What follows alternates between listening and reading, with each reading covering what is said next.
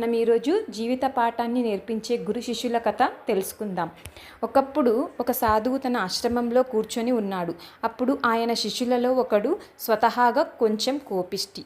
ఆయన దగ్గరకు వచ్చి ఇలా అన్నాడు, గురూజీ, మీరు ఎవరిపైనా కోపం తెచ్చుకోకుండా మంచిగా ఎలా ఉంటున్నారు? మీ మంచి ప్రవర్తన యొక్క రహస్యం ఏమిటో దయచేసి మాకు చెప్పండి అన్నాడు.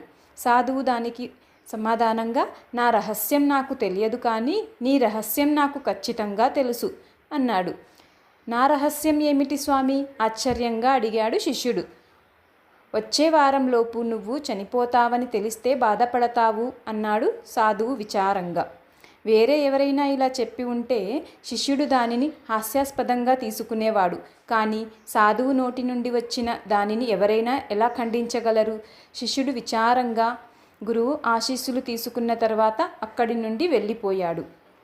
అప్పటి నుండి శిష్యుడి స్వభావం పూర్తిగా మారిపోయింది. ఆయన అందరినీ ప్రేమగా చూసేవాడు. ఎవరిపైనా ఎప్పుడూ కోపం తెచ్చుకోలేదు. ఆయన ఎక్కువ సమయం ధ్యానం మరియు పూజలలో గడిపేవాడు. అతను ఎవరితో చెడుగా ప్రవర్తించాడో వారి దగ్గరకు వెళ్ళి క్షమించమని వేడుకునేవాడు. త్వరలోనే సాధువు ప్రవచనం ఒక వారంలో నెరవేరబోతుంది.